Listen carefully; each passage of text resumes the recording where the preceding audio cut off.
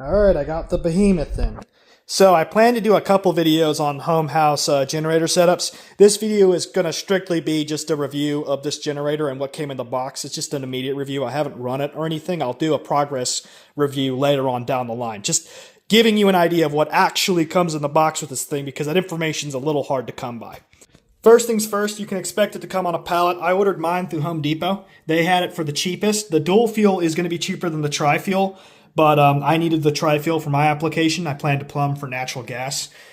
Just as a heads up, this thing is designed for you to slout the wheels on while it's still on this. And then I was able to just pick it up and knock these blocks off the end with a framing hammer pretty easily. And from there, it's pretty simple to move it. It really isn't that bad for as heavy as it is. The wheels are well sized for it. So immediately what comes in the box, you'll find underneath it a quart of 5W30. You've got a couple literature pieces, nothing too crazy. Funnel. This is the stuff that I was most interested in. You can see you've got your regulator here for it. This is a 1/2 inch female. So the connection is here. So it does have a quick connect, but it's 1/2 inch. So if you're trying to run your lines, you probably want to go 1/2 inch. Another thing about this generator, this is one of the points of contention I think most people have when they're buying a generator this size. A lot of generators are kind of lying about their product information. Get you back to landscape. So most people are interested in this plug right here. So this is a 240/50, but you can get this on a lot of generators. But a lot of those generators are lying about their breaker. So this is a proper 50 amp breaker, so you will be able to push the actual wattage needed for that outlet. So if you're powering a welder or your house off of that, this generator is going to be able to take care of you. Those other generators like the Harbor Freight 1300 watt comes to mind.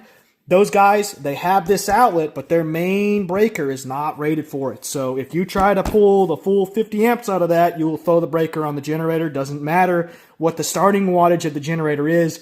It electronically cannot handle that load. Another telltale sign will be the actual size of the engine. This is a 717cc. You can tell it is visibly a different engine than what you would see on the 400 or 500cc engines that you'd find on like that Harbor Freight generator. Look, I mean, it's not rocket science. If you've got two engines that are almost identical, they're both Honda clone engines.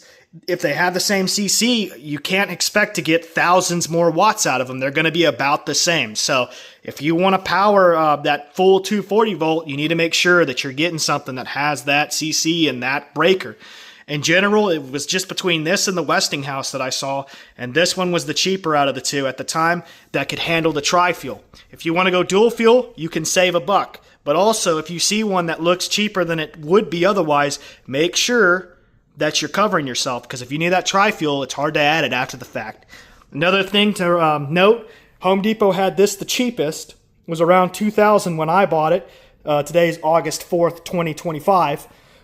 Their credit card is 6 months, no interest. You get $100 off if you get approved for it. I don't know what credit score you need. I have something in the high 700s, and I was able to get it flawlessly. Here's your natural gas line. So this should be 25 feet. This guy is probably, yeah, it's 3/4. So that's a 3/4 piece right here. I'm assuming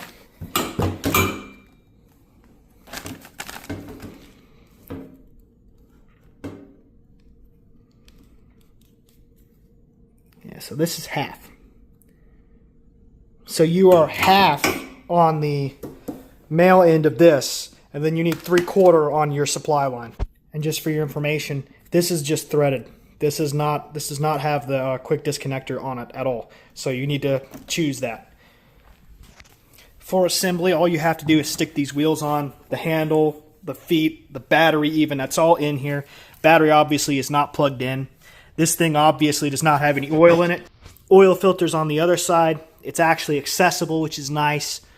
As you saw right here, you can actually get at this from the top. So where they were hiding the gas lines that I didn't think they gave me. But there it is, oil dipstick, and you fill.